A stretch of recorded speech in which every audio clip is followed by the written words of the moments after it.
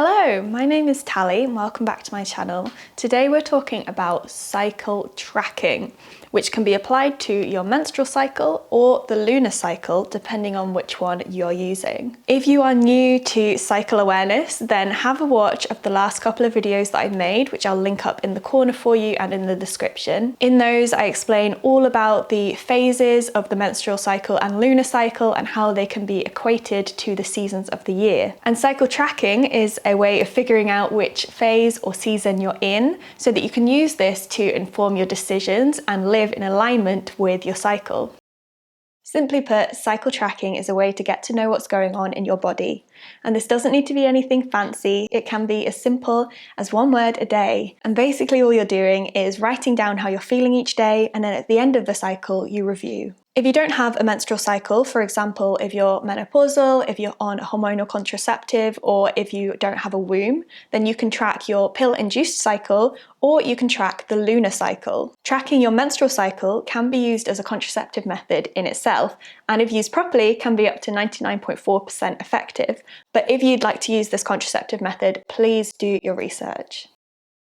There are loads of benefits of cycle tracking, and here are just a couple. It might give you a reason why you're feeling a certain way. If you're feeling irritable and angry, you can have a look at your cycle tracking data and you might find that you are in your autumn season. It's a barometer for your overall health. It's your fifth vital sign. For example, in your tracking data, you can see the effects of a stressful period of time or a time when you weren't sleeping very well. You can spot patterns over a long period of time, such as picking up any abnormalities or times when you might need more support. It's a prompt for a daily check-in. It reminds you to pause at the end of each day, reflect on your day, and make a note of how you're feeling. This is in itself a mindfulness activity. It can be really helpful data to take to doctor's appointments to help them help you. It can improve your relationships and help you communicate what you need. If you know from your data that you're going to be going into your autumn, and for you that means you don't want people to ask you unnecessary questions and talk to you all the time, you can communicate this in advance so that you don't snap at anyone in the heat of the moment. You can use this data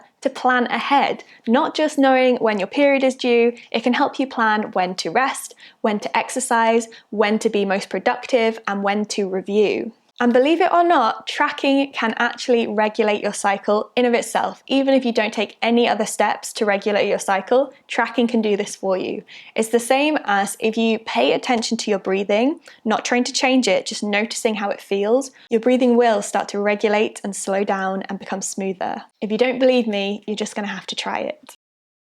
There are lots of different ways of tracking your cycle, so I'd recommend trying out a load of different ways to find one that suits you and your lifestyle. Cycle tracking apps such as Clue are great because they often give you reminders and notifications to put in how you're feeling on that day. However, they can often simplify the experience, so you're not able to fully capture how you're feeling, and they also make it quite hard to compare one cycle with another. Cycle dials are great because you're able to see your whole cycle on one page. However, the segments for writing in how you're feeling are often quite small, so you're limited in how much you can write down. You can find a downloadable template cycle dial in the description box. Spreadsheets are great in general. I love a spreadsheet, but they're great for cycle tracking specifically because they're completely customizable. You can track whatever you want to and completely customize it to your cycle. However, it can still be hard to compare one cycle to the next. I also have a template spreadsheet in a printable version and an online version. You can find out more information about that in the description box as well. The easiest way for getting started, in my opinion, is a good old-fashioned notebook. Again, this is completely customizable. You can track however you'd like to.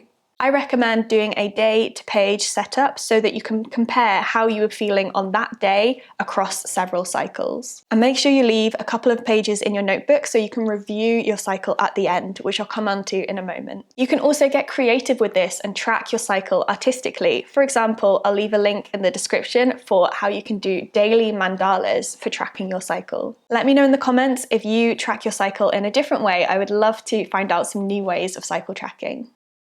So the basic things to write down in your tracker is how you're feeling, your feelings, your emotions, how you're feeling physically. Are you experiencing any symptoms such as cramping or headaches or tender breasts? So once you've got used to this, if you're tracking your menstrual cycle and you want to take this a little bit further, you could also start tracking your basal body temperature, which is your temperature first thing in the morning before you get up and do anything. You'll find your temperatures are lower in the first half of your cycle and higher in the second half of your cycle. And the point at which your temperatures change, that indicates when you have ovulated. You can also start to track cervical fluid, which is the fluid produced by the cervix. Side note, this is not gross, this is not dirty, it's your body's natural way of helping to fight infection. When your hormone levels are low, just after you've finished your period and just after ovulation, you'll find that your cervical fluid is quite dry, maybe sticky. And around the time of ovulation, your cervical fluid should be slippery, stretchy, and somewhat resemble egg whites. So you can have a look at your cervical fluid if there's any in your underwear or maybe on the tissue after you've been to the toilet. But that can all sound a little bit intimidating, so start with the basics, start by writing down how you're feeling every day.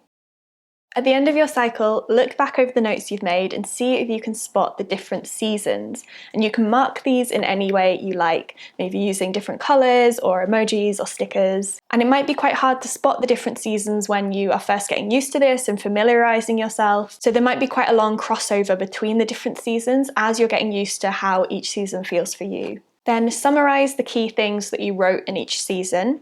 Have a look back on previous cycles and see if you can spot any patterns, and then set an intention for the next cycle going forwards. Cycle tracking is super simple and can make a big impact on your health and your well-being, so start today. You don't need to wait until the beginning of your next cycle. If you've liked this video, I think you'd also really like Flow Cycle Yoga, which is my monthly membership which incorporates cycle awareness into yoga practice. In the membership, you'll get access to a load more information to help you on your cycle tracking and cycle awareness journey, as well as 4 yoga classes every month which are tailored to the different seasons of the cycle, and a monthly online live community sharing circle so you can get to know the other people who are on the journey with you. This is launching really soon, and if you're watching this video after the publishing date, it might already be launched, so head to the description box for all the information about how you can sign up. I hope I'll see you in the Flow Cycle Yoga membership very soon, but if not, I will see you in my next video. Thank you so much for watching.